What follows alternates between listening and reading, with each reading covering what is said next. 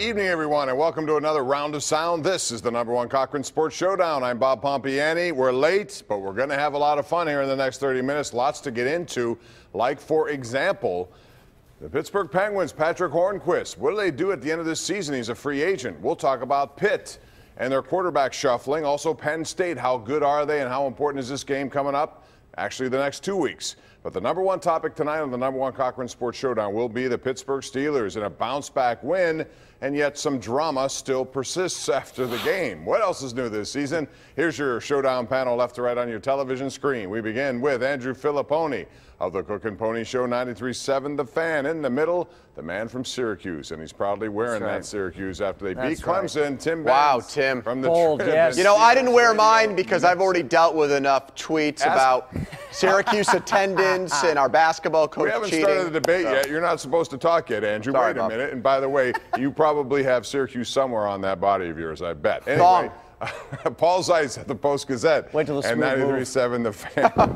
Smooth move right off the bat. That's coming up a little later. Let's get right into it because the Steelers came back, won today. First three quarters, I thought, dominant. They dominated everything except the scoreboard, which still remains an issue, which leads me to the red zone. Still a problem even when they win and do well and amass a lot of yards here. So, Tim Benz, when you look at that red zone situation, specifically the culmination of that 99-yard would have been touchdown drive when they decided to pass on first down, what's your take on where that red zone performance is? Well, I hope it's a lesson, what took place today. I mean, they didn't learn from their own lesson positively when they ran not effectively at a yards per carry level against Minnesota, but they ran enough to win. They saw what the Jacksonville Jaguars did to them last week, and it looked like they learned that lesson today by giving the ball to Le'Veon Bell over and over and over again. But in the red zone, after giving it to him once, and then he got into the end zone, twice actually, they turned around the next trip in there, they threw too often again. So, yeah, I do think that's a problem. I hope that's the last hurdle that they have to overcome. But going into this weekend, I know this, there were 23 teams that were 50% or better in the red zone. The Steelers were one of those teams. They're in the bottom half of the league, and of the group of 23 or better, they are only third behind New England and the Rams when it came to the most red zone possessions that didn't wind up in touchdowns. So that's still, even after today's major progress running the football, something that needs to be addressed. And it's something that really has been an issue. I think if you look historically the last 3 or 4 years, I mean, last year they talked about how in this offseason they were going to get it fixed, they were going to get it better. I remember Mike Tomlin, at camp talked about how they were playing, they were practicing the red zone every single day, a little bit at a time. It's amazing to me how you can have all of these players and still not be good in the red zone. But as Tim said, I think part of it is they outthink themselves. Right. And they try and do too many things that they don't need to do. And Paul, that's on the offensive coordinator. That's also on the quarterback who has a license to get them in the right plays. Let's call it what it is, Bob. Not just the red zone offense, but the offense as a whole. These are massive underachievers.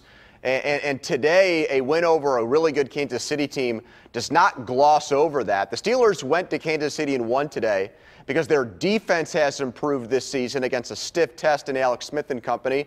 They got bailed out by a 39-year-old outside linebacker. They also got bailed out by a head coach who, from Monday to Saturday, might be as good as Bill Belichick, but on Sunday doesn't get when to kick a field goal and go for it and when to use his timeouts appropriately. So this performance, red zone specifically, does not mask what is still, to this point, 6 weeks into the season, a colossal disappointment, the Steelers offense. However, though, Andrew, I would say this, though, that the run game in and of itself, to get that kind of performance from the O-line with 2 starters down, was a significant Tim, they got to step turn it forward. into points, though. Well, yeah, and we talked about why they didn't, but I'm at least excited to see that they could get back to what they did against Baltimore 2 weeks ago after it vanished again against Right, but you wouldn't Jacksonville. say it was a good offensive performance today, would you? I would say that the run game was good, and then the run game wasn't given a chance to be good in the red zone, and that's where I have a problem with it. But I would say that the run game itself is a major step forward, and I was glad to see that the pass defense did what it needed to do for the first time against a good quarterback with some good skill position players,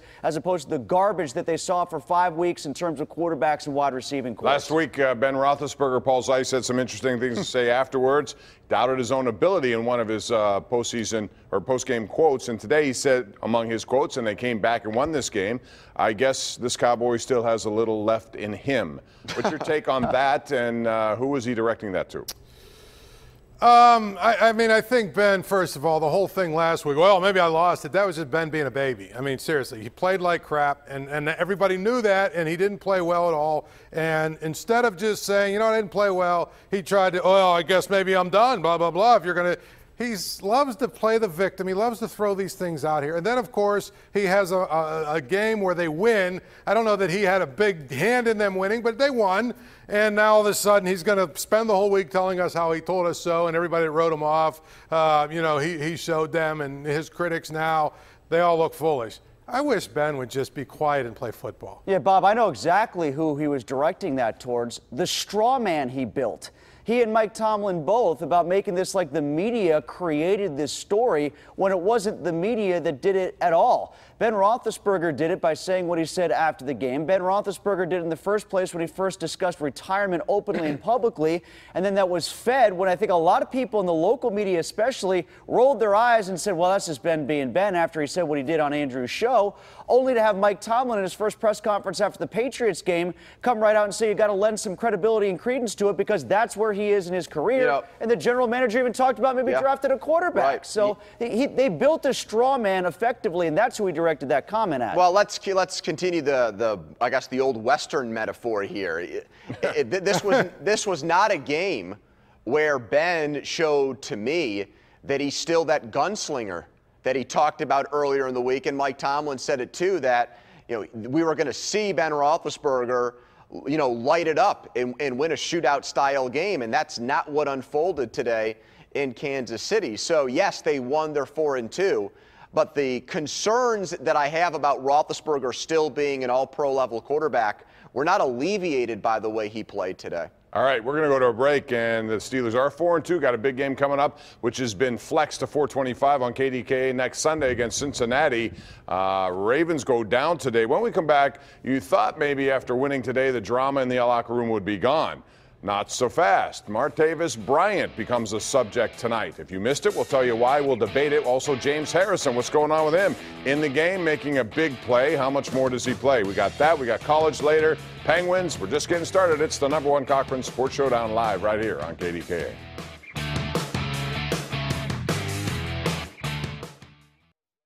The #1 Cochran Sports Showdown is brought to you by #1 Cochran. Go one better. And by Highmark Blue Cross Blue Shield. Have a greater hand in your health.